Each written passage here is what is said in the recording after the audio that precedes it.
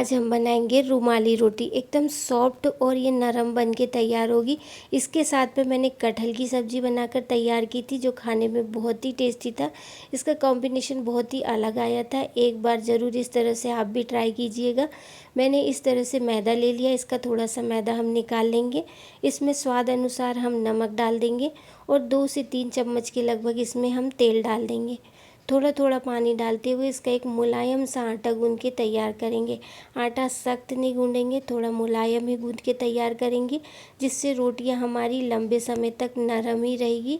इस तरह से आप चाहे तो इसमें गेहूं का आटा भी ऐड कर सकते थे, पर मैंने कर सकते हो, पर मैंने इसमें नहीं किया था। सिर्फ मैंने इसे मैदे से ही बनाकर तैयार किया है। अब इसमें हम थोड़ा सा ऑयल लगाकर आटे को थोड़ी देर के लिए रेस्ट करने देंगे, जिससे आटा हमारा अच्छा से फूल जाएगा और रोटियां बनाने में हमें दिक्कत नहीं होगी। अब इस तरह से मैंने 250 ग्राम के लगभग कटहल लिया है। इसके बीज अलग कर दिए हैं। इसे थोड़े छोटे पीस में ही कट करके तैयार किया है। अब हम कटहल के बीज को भी थोड़े छोटे छोटे पीस में कर लेंगे, जिससे इसे पकने में आसानी हो।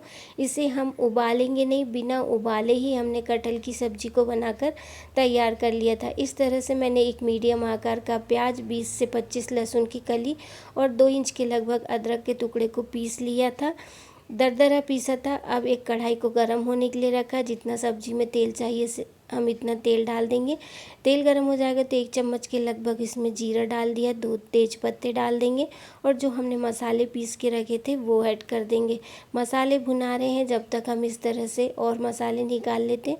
2 चम्मच के लगभग मैंने दही लिया है, 1 चम्मच के लगभग काश्मीरी लाल मिर्च है, आधे चम्मच के लगभग धनिया है, आधे चम्मच के लगभग ही हल्दी है।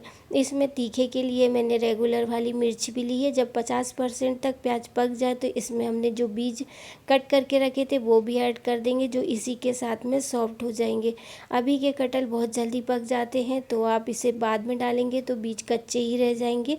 जब मसाले हमारे भुना जाएं तो इसमें हम पहले 1 चम्मच के लगभग गरम मसाला डालेंगे, जिससे गरम मसाला भुना भी जाएगा और सब्ज़ी का कलर भी बहुत ही अच्छा आएगा।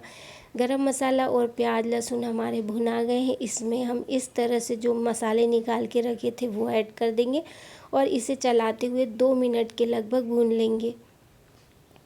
अब इसमें हमने जो कटहल कट करके रखा था वो ऐड कर देंगे। कच्चा ही कटहल इसमें हमने डाला था, बहुत ही जल्दी पक जाते हैं, ये एकदम सॉफ्ट हो जाता है। इस तरह से सभी चीज़ों को हम मिक्स कर लेंगे। स्वाद अनुसार नमक डाल देंगे और इसे ढक के 2 मिनट के लगभग छोड़ देंगे।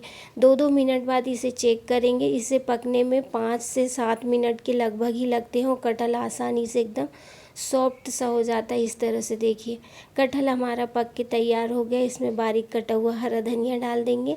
हमारी सब्जी बन के तैयार हो गई है। अब हम रोटियां बना लेते हैं। इस तरह से हमारा आटा भी अच्छे से फूल गया है। इसे हम हाथ से थोड़ा सा नरम कर लेंगे, जिससे कि रोटियां अच्छी पतली बेला जाए। इस तरह से थोड़े मसलते हुए इसे आप नरम कर लीजिए।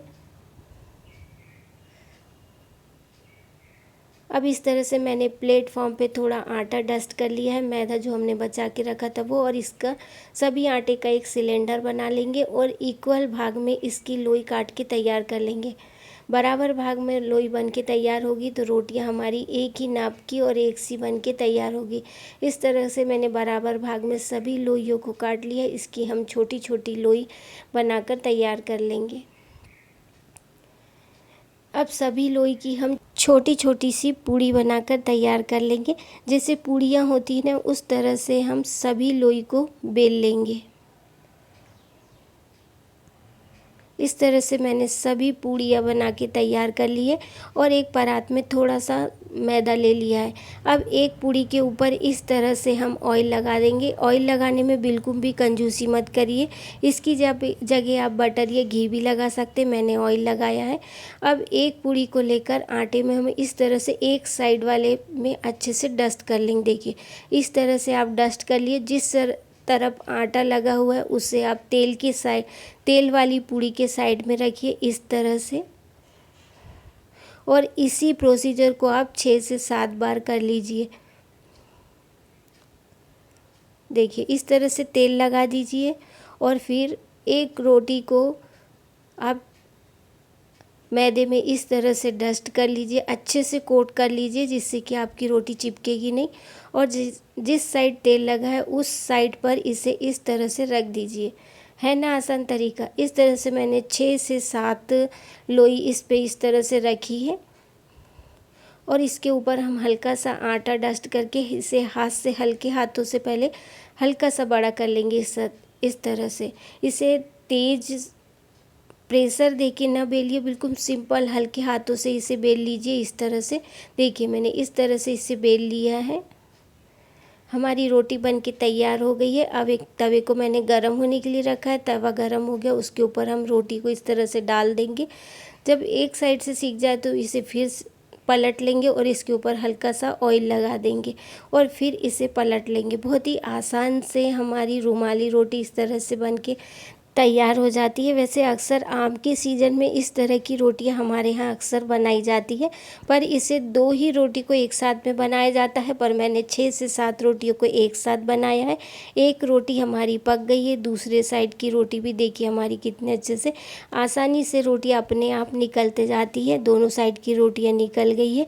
अब जब हमने दोनों साइड की रोटियां निकाल ली है तो इस पे हम हल्का सा इस तरह से ऑयल लगा देंगे। ऑयल लगाने के बाद इसे इस तरह से पलट लेंगे। फिर दूसरी साइड की रोटी ये देखिए इस तरह से निकल गई है। रोटी निकालने के बाद फिर इस पे ऑयल लगा देंगे। आसानी से आपकी रुमाली रोटी बन के तैयार हो जाती है। खाने में तो बहुत ही टेस्टी लगती है। एक बार आप ऐसे पनीर के साथ में या तो फिर किसी ग्रेवी वाली सब्ज़ी के साथ में, मलाई कोफ्ते के साथ में, किसी के साथ भी बना कर देखिए, बहुत ही टेस्टी बनती है। इसी प्रोसीजर को बार बार करते हुए मुझे 3 से 4 बार हो गए। देखिए हमारी तीसरी रोटी भी निकल के ये तैयार हो गई है। ऑयल लगाएंगे और फिर पलटेंगे, फिर इस तरह से हम रोटियों को निकालते जाएंगे। झटपट से हमारी रुमाली रोटी बन के तैयार हो जाती है। वैसे ये रोटी बनाने का बहुत ही आसान सा तरीका है। इस तरह से आप गेहूं की रोटी को भी बनाकर तैयार कर सकते हैं और पतली पतली रोटी ये हमारी बनके तैयार होती है।